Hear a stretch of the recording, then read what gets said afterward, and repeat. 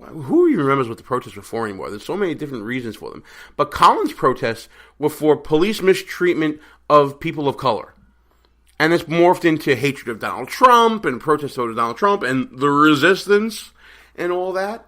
But it started out as Colin Kaepernick talking about police misconduct from the bench. You know, because he was a second-string quarterback for the San Francisco 49ers at the time. His starting job was lost. He lost it. Coming back from injury, he wasn't the same quarterback. And, you know, his own coach thought he was a second stringer. Only played last year because the first string, Grabber, I think his name was, had an injury and they started playing him. Didn't help the fortunes of the 49ers so much as become a distraction for the nation. And let's also remember that after last season, and maybe because I'm an avid NFL watcher, or at least was before all this nonsense occurred with protesting and all this other stuff, I stopped watching for a while. I'm not boycotting necessarily as much as taking a hiatus from it and focusing on more important things. But let's remember, Colin Kaepernick had another year in his deal with the 49ers. If you don't believe me, or if you're not acquainted with the business of the NFL or the business of sports in general, look it up for yourself. Colin Kaepernick had an option for another year with the 49ers. He declined that option. He said, I'd rather be a free agent. He refused another year of employment with the 49ers. And then he found that he could not get a job elsewhere. Some people say it was because of the protests. I tend to believe that Colin Kaepernick is not a pocket quarterback who can stand in the pocket and throw. He's more of a mobile quarterback, and the teams out there that needed a starting quarterback did not have the system that would allow for Colin Kaepernick to A, step in immediately without some sort of learning curve, or B, be modified to his style of play. So then he started looking for second string jobs, and honestly, folks, the baggage that came with Colin Kaepernick, he's a polarizing figure, we can't deny that. The polarizing effect for a second string quarterback to, again, learn a system that would not be made around him, be made around the first string quarterback, would tend to believe that Colin Kaepernick was not worth the money that he would be asking for, and therefore he didn't get a job. Teams interviewed him. The Seahawks, I know, interviewed him, and, you know, Pete Carroll of the Seahawks said he's a starter. He's not a backup. And honestly, if you're someone like a Russell Wilson who's a starter, thinking that, what if I get hurt in some injury? It happens in the NFL all the time. I get injured, Colin Kaepernick takes my job, I could be out of a job. I'm sure he wasn't really appreciative of that situation. So the point I'm getting at by going through all this sports talk on a political show is that there was more than one reason for a team to not pick up Colin Kaepernick in the offseason, or even now. He may not fit in the system. His style of play may not work. You know, the existing personnel may not want him on the team. There's a ton of different reasons. This isn't about people of color. The NFL is a majority-minority sport. If this was about protests, how many protesters from last year, forget about this year, over 200 players protesting this year, but how many players last year would be out of a job if it was just about protests? No, folks, there's more to it than that. He opted out of his job. He left the 49ers. He wasn't a good fit for the teams out there for starting jobs, or, you know, maybe it was too much of a risk-reward situation for backup jobs. And now Colin Kaepernick was left out in the cold. There were other options out there for those teams that they thought were better. Now, can one argue that Colin Kaepernick is better than some quarterbacks in the NFL? Of course you can. But again, it's not for me to question those decisions. And by the way, folks, if you don't think business enters into those decisions as well, you're kidding yourself. Yes, the protests play some part in it, but it's not the only reason. It's not the NFL gathering together to blackball Colin Kaepernick. It's not collusion. It's individual teams making individual decisions. All the decisions have to do with one color, green. How much do I have to pay out to make more? Is Colin Kaepernick, a high-risk player who may or may not be my starting quarterback, worth not only the controversy, you know, it could be a loss in ticket prices, maybe negligible, but is that headache worth it to my team. My coach is going to have to deal with it. My general manager is going to have to deal with it. My press secretary is going to have to deal with it. It could become a distraction to my team. And in all honesty, am I sure that this player will be putting team first and not himself first? I would argue that Colin Kaepernick put himself first, put his protest before his craft, his escape, his employment, the reason why he's on the field to begin with.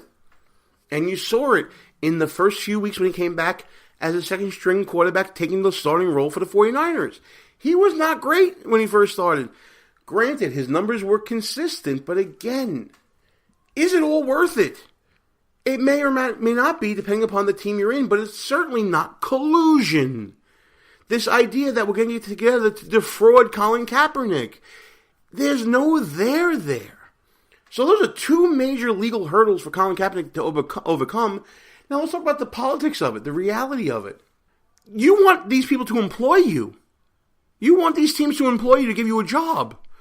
Is claiming that they're all in collusion against you the best way to accomplish that? And by the way, all you're doing is making the NFL have more and more questions about the protest issue. That's not a positive for the NFL. They're trying to put that behind them with the meeting happening this week of the team owners in response to President Trump. There's the politics of it, folks. We finally got around to it. It's a political headache for the NFL for Colin Kaepernick to be doing this. He thinks he's going to be some social justice warrior now to fight against the big bad NFL when all he's really doing is being a me-first person. Sounds a lot like a liberal, I think. Me first, everyone else second. Collectively, we have to come up with a solution. All the stuff that we're thinking of when it comes to liberals, it's all there. I'm typically okay with a me-first attitude when it comes to government intrusion. I think that me over government first. When it comes to taxation, me over government first. But when it comes to I'm entitled to a job, me first. And while I'm on that job, and I'm supposed to be doing a specific job, me first, then the game? That just doesn't work for me at all. And I think that this grievance, should it come up, right now it's just rumored, I think there's a significant legal hurdle here for Colin Kaepernick to get by. But I gotta tell you, folks, all this news, Harvey Weinstein, Colin Kaepernick, it's just giving me such joy to think about December when we do Buffoon of the Year in the month of December and we do our brackets and we announce in our selection show the first week of December who we got in the brackets in the first round. You gotta think Harvey Weinstein, Hollywood in general, the NFL, Colin Kaepernick, they're all gonna be in there in some shape or form. You gotta think they're gonna be in there. And speaking of the show and the future and all of that, thanks for listening to Behind Enemy Lines Radio. I'm Gene Bardelli. Russ Gallo couldn't make it this week. He'll be back next week. And while we are listening to the show, check us out at www.behindenemylinesradio.us. Check us out on the Facebooks and the Twitters at BEL_radio. And while you're listening to the show, or if you're online with us, if you miss any part of our normal live broadcast, which we have been doing on Tuesdays on Spreaker, but maybe changing to Sundays on Spreaker, and that may be coming in the next, 2-3 weeks or so. If you miss any part of that, you can always check us out on our rebroadcast outlets, including WJHC 107.5 FM in Jasper, Florida, WDDQ 92.1 FM, Talk 92.1 in Adele, Georgia, or News Talk 1330 AM, WLBB in Carrollton, Georgia, all a part of the Talk America Radio Network. You can also catch us on KLRN Radio. ICRN, of course, is the Internet's conservative radio network that powers Talk America Radio. You can check us out at High Plains Talk Radio, which is now, check this out, folks, one of our affiliates. They are growing by leaps and bounds. They are now Lone Star Talk Radio, and affiliated with Sackheads Media. You can check us out on demand on them, or, of course, one of my favorite networks, and they're all my favorites, but I have to say this about every one of them, Lanterns Radio at lanterns.buzz. Another great website you guys have to check out. Congratulations to Lone Star News for their new name, their new following. They're growing by leaps and bounds, and we're glad to be growing with them. But if you miss any of the rebroadcasts, don't worry, no problem. we got a whole bunch of places where you can get us as a podcast, including Stitcher, Spreaker, TuneIn, Podbay, Player FM. You can discover us on Google Play Music. You can find us on SoundCloud, Auto Radio, and of course iTunes, and the mighty. Did I mention mighty? iHeartRadio Network. We're going to take a quick break. We'll have more show for you when we come back from it. Gene Baradelli, Behind Enemy Lines, will be back right after these brief words. Hey folks, I just want to let you know about a great opportunity for listeners of Behind Enemy Lines Radio. If you go to our website, www.behindenemylinesradio.us, and click on the same box ad on the right side of the page, you will get a great opportunity for a discounted offer to join SaneBox. SaneBox filters out all the unimportant email from your inbox so that you can really focus on what matters. If you're anything like me, folks, you get hundreds of pieces of email a day, not many of which is important. SaneBox's smart filter will get everything you need to fly through your inbox and finally make email work for you. It gets rid of spam emails, it deprioritizes emails that aren't as important to you, and it helps you unsubscribe from mailing lists and individual senders with ease. So again, go to www.behindenemylinesradio.us and you click on the SaneBox ad and you'll be given an exclusive offer you won't find anywhere else. Time for a little music. We call this, What the F*** is Maxine Waters Saying?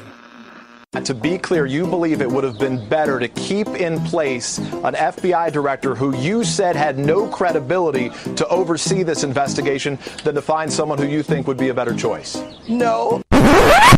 But I believe the president thought that. Don't forget. You're talking about what some Democrats said, what I said, but don't forget, he was the president.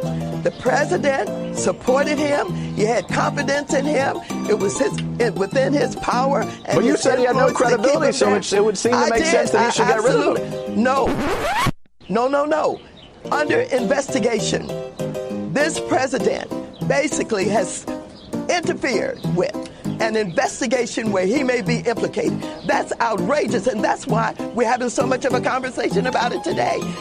The bottom line is that you think an FBI director without credibility would have been best served in this position to try to pursue this investigation. I think if the president had fired him when he first came in, he would not have to be in a position now where he's trying to make up a story about why. It does not meet the smell test.